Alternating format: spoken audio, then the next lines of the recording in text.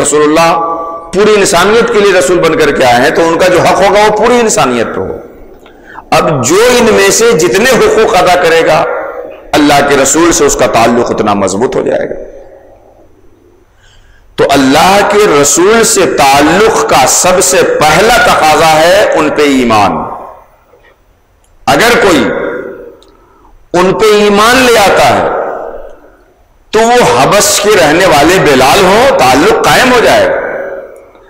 اگر کوئی رسول اللہ پہ ایمان لے آتا ہے تو فارس سے تعلق رکھنے والے سلمان ہو رسول اللہ سے ان کا رشتہ بن جائے گا. روم کے صہیب ہو بن جائے گا. لیکن اگر ان کی رسالت پہ کوئی ایمان نہیں لاتا ہے تو ان کے گھر کا ابو لہب جیسا چچا ہی کیوں نہ ہو تعلق نہیں قائم ہوگا رسول اللہ صلی اللہ علیہ وسلم سے.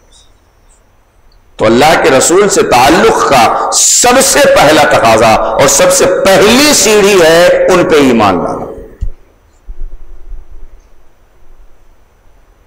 ایمان کا مطلب جو وہ اللہ کی جانب سے بتائیں جو کچھ وہ کہیں دل سے اس پہ یقین کر لینا. ایمان کا مطلب اللہ کے رسول جو کہتے ہیں اس پہ یقین کر لینا.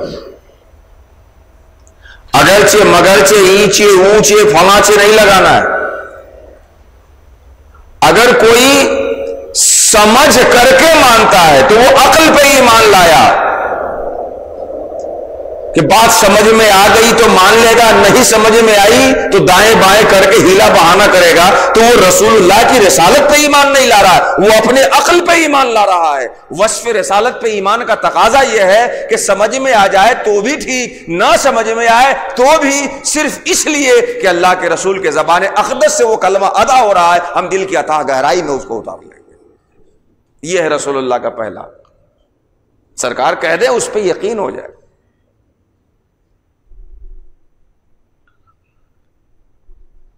اس پہلے حق کے دو خاص حصے ہیں ایمان کا. نمبر 1 اتباع اور نمبر 2 محبت.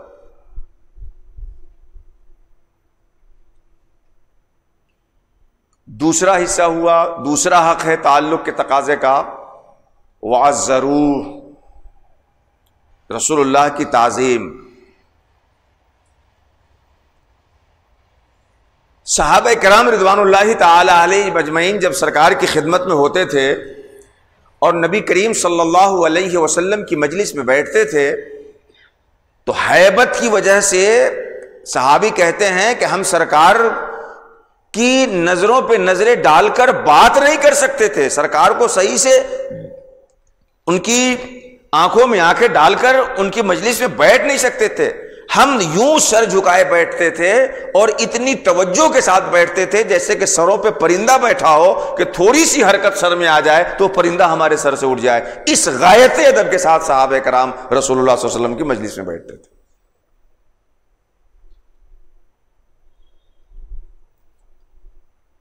اور آداب بارگاہ رسالت پہ تو قرآن حکیم کی تفصیلی صورتیں اور آیتیں آئی ہوئی ہیں. لا تقدموا بین یدی اللہ ورسولہ, ان کے آگے مت بڑھو. ولا ترفعوا اصواتکم فوق صوت النبی, ان کی آواز پہ اپنی آواز بلند مت کرو.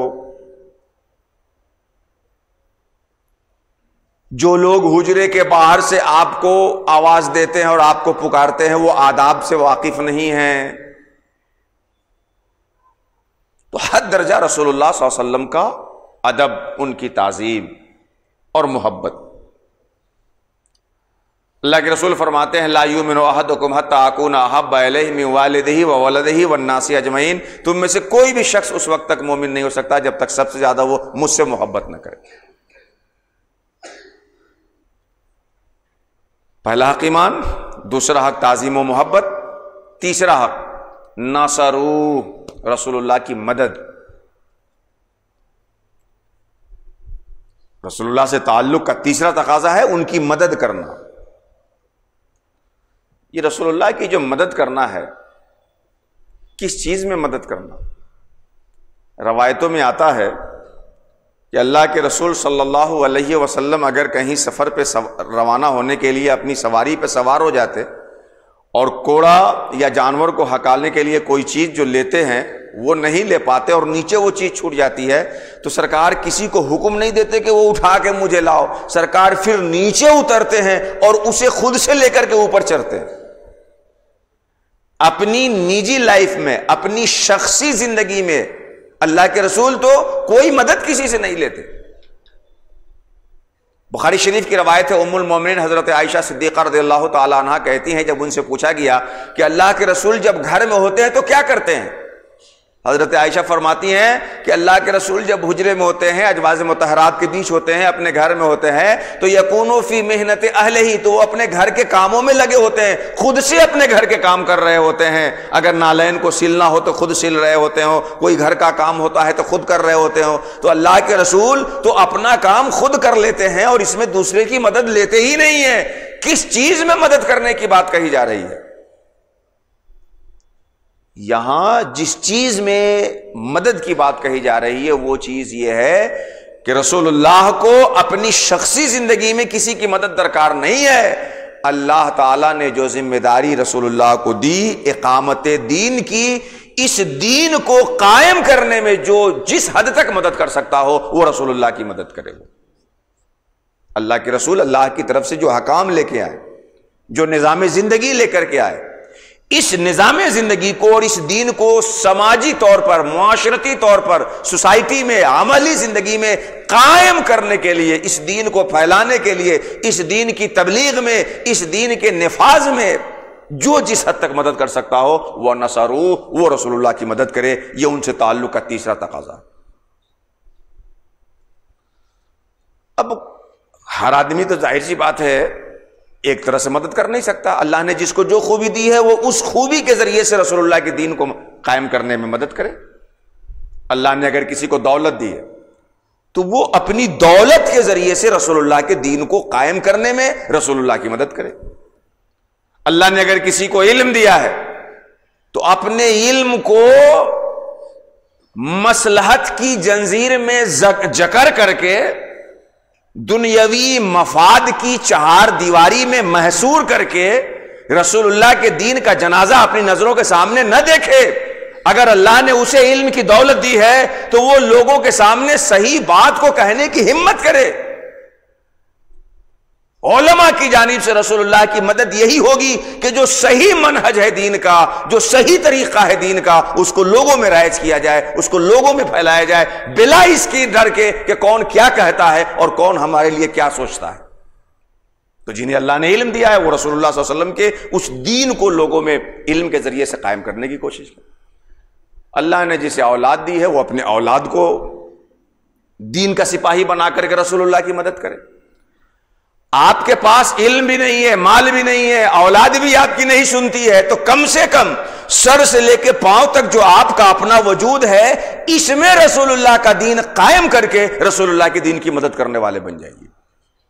کہیں آپ کچھ نہیں کر سکتے تو کم سے کم اپنے ہاتھ سے ظلم چھوڑ کر کے مدد اختیار کر لیجئے، پاؤں سے غلط جگہ جانا چھوڑ کر کے اچھی جگہوں پہ آ جائیے، آنکھ سے حرام چیزوں کو اور دوسروں کو حقارت بھری نظروں سے دیکھنے کے بجائے حلال دیکھیے اور عزت کی نظر سے دیکھیے۔ اپنے وجود میں دین قائم کر لینا یہ بھی ایک اعتبار سے رسول اللہ کے دین کی مدد کرنا ہے۔ تو تیسرا حق ہے تیسرا تعلق سرکار سے تعلق کا تقاضا، سرکار سے تعلق کا تیسرا تقاضا ہے ان کی مدد کرنا، ان کے دین کی مدد کرنا۔ حجۃ الوداع کے موقع پہ نبی کریم نے فرمایا الا حل بلغت، اللہ کے حکام میں نے پہنچا دیے تم لوگوں کو۔ ساری امت جو وہاں جمع تھی کا حال یک زبان ہو کہ کیوں نہیں یا رسول اللہ۔ پھر اللہ کے رسول نے فرمایا اللہم اشہد، اللہ تو گواہ ہو جا میں نے تیری بات تیرے بندوں تک پہنچا دی۔ پھر نبی کریم نے فرمایا فلیبلغ الشاہد الغائب، کہ یہ بات جن لوگوں تک پہنچ گئی ان کی ذمہ داری ہے کہ ان لوگوں تک پہنچائے جن تک نہیں پہنچی ہے۔ تو یہ اس پہنچانے میں اور اس دین کو آگے بڑھانے میں رسول اللہ کی مدد کرنا ہے۔ اور چوتھا حق رسول اللہ کیا ہے؟ وَاتَّبَعُوا النُّورَ الَّذِي أُنزِلَ مَعَهُ، اس نور کی اتباع، اس قانون کی اتباع، اس زندگی کے دستور کی اتباع جو اللہ تعالیٰ نے آپ پہ نازل فرمایا، جو قرآن کی صورت میں موجود ہے۔ حجۃ الوداع کے موقع پہ نبی کریم نے فرمایا کہ میں تمہارے بیچ سے جاؤں گا، بلکہ اسی دوران ایک جملہ کہا جس سے بہت سارے صحابہ رونے لگے۔ حجۃ الوداع کے موقع پہ سرکار نے فرمایا کہ اب مجھے نہیں لگتا کہ پھر اس جگہ پہ اس مقام پہ اگلے سال یا اس کے بعد کبھی تم سے ملاقات ہو. بہت سارے صحابہ اسی پہ رونے لگے، سمجھ گئے کہ اب لگتا ہے کہ ذمہ داری اور کار نبوت کی تکمیل ہو گئی ہے اور سرکار ہمارے بیچ سے تشریف لے جائیں گے. سرکار نے فرمایا کہ میں تمہارے بیچ دو قیمتی چیز چھوڑ کے جا رہا ہوں، جب تک پکڑو گے کبھی گمراہ نہیں ہوگے. نمبر 1 کتاب اللہ قرآن، اور نمبر 2 اس کتاب اللہ کو سمجھنے کے لیے میری سنت اور بعض روایتوں کے مطابق اطرت آپ کے گھر کے لوگ جو اس پہ عمل کرنے والے ہیں. تو ان دونوں کو تھامنا ہے. تو قرآن اتبعوا النور الذی انزل معہ، اس نور کی اتباع کریں جو اللہ کے رسول پہ اترا ہے. آج افسوس ہے کہ ایک طرف تو ہمارا یہ یقین ہے کہ قرآن جیسی کتاب کوئی نہیں ہے، ایک طرف ہمارا یہ ایمان اور یقین ہے کہ لا ریب فیہ اس جیسی کوئی کتاب نہیں ہے، اور دوسری طرف ہمارا عمل یہ ہے کہ داڑھی پک گئی ہے مگر ابھی تک اس کو صحیح سے پڑھے نہیں. موبائل چلانا نہیں جانتا تھا آدمی تو بوڑھا ہو جانے کے بعد بھی موبائل چلانا سیکھنے میں کوئی ہچکچاہٹ محسوس نہیں کرتا. لیکن قرآن نہیں پڑھنا جانتا یا پڑھ لیتا ہے مگر سمجھنا نہیں جانتا، تو اس کو پڑھنے اور سمجھنے میں اب کیا کرو گے، اب کیسے پڑھو گے. مسلمان کی ذمہ داری ہے کہ جس قرآن پہ وہ ایمان رکھتا ہے اور جو رسول اللہ سے تقاضے کا بنیادی حق ہے اس کو پڑھے، سمجھے، اپنی زندگی میں لائے. تو یہ رسول اللہ کے بنیادی 4 حقوق ہوئے: ایمان، ان کی عزت، ان کے دین کی مدد، اور جو قرآن آپ پہ اترا ہے اس کو اپنی زندگی میں اتار لینا اور اس کی پیروی کر لینا. اولئک هم المفلحون، جو ایسا کریں گے وہی فلاح پائیں گے، وہی دنیا اور آخرت کی نعمتوں سے سرفراز ہوں گے. تو جو آپ مراسم کر چکے ہیں اس سے فارغ ہو گئے، اب اصلی حقوق پہ پورے سال محنت ہونی چاہیے. اللہ تبارک و تعالی ہمیں کہنے سے زیادہ اور آپ کو سننے سے زیادہ رسول اللہ سے تعلق کے جو تقاضے ہیں ان تقاضوں کو کما حقہ نبھانے کی توفیق عطا فرمائے. آمین یا رب العالمین. وما علینا الا البلاغ المبین. السلام علیکم ورحمۃ اللہ تعالی وبرکاتہ.